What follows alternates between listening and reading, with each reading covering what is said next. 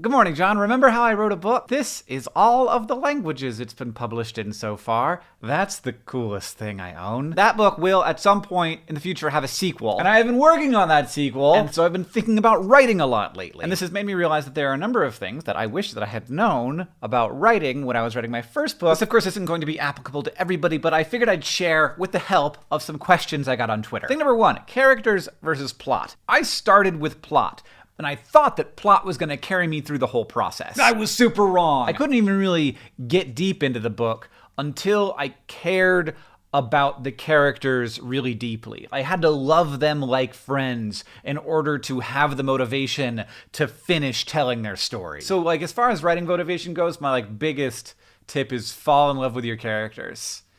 That's all. It's the only thing that kept me going. Thing number two, writing schedules are not a thing that I have. Sometimes I'm pretty busy, sometimes I'm not, sometimes I'm sick. But if I do not write at least 1,000 words a week, the story leaves my brain. I no longer think about it in the shower when I'm taking a walk. And starting back up again becomes a whole process. For me, 1,000 words is 1 or 2 hours of writing time. And if I don't make that time, I'm not writing the book anymore. And I might not write again for months. Thing number three, also regarding the actual physical process of writing.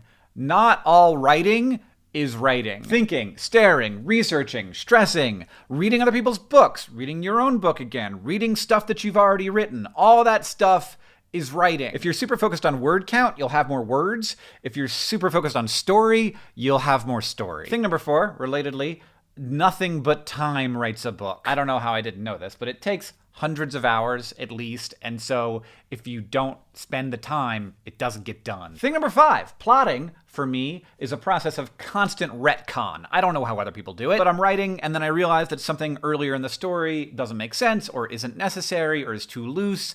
And then the first book, I would go back and fix that, which was terrible. One, because I might get further into the story and then have to go back and fix that exact same thing again. It takes 1,000 years to look it up and fix it. It takes you out of your flow. So the second book, I just created a folder in my project file, and it's called Things to Change. And it's just full of stuff I need to change so that I don't miss it in revision. Thing number six, the characters have to be in control. If I'm controlling them, then they aren't real and they're not gonna feel real. Thing number seven, oh my God, why didn't I know this? You don't have to write linearly. This time around, if I'm excited about a scene, I go and I write that scene. And it doesn't matter if it's gonna take place at the last quarter of the book and I'm in the first quarter. When I eventually fill in all the gaps, there's definitely gonna be things that I have to change about that scene. But also everything that I've written up to that point is gonna mesh better with that final destination. And even more importantly, sometimes a scene you're really excited about, they're big scenes, they're important scenes, they turn out that they don't work.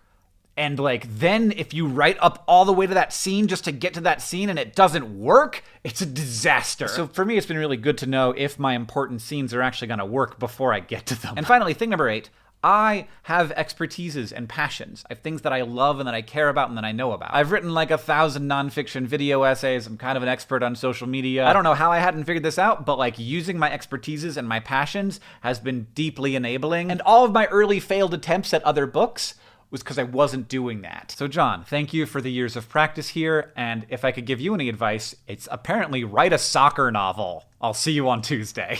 I don't have any news regarding the sequel right now, but I am working on it. If you want to hear me talk more about writing, I have a very long video over on Hank's channel where I answer many more questions that I was sent on Twitter. And also, the book boxes from Life's Library. We actually make more of those than we're probably going to need just in case anybody needs some replacements. But we're releasing a bunch of those on discount at dftba.com if you want to check that out.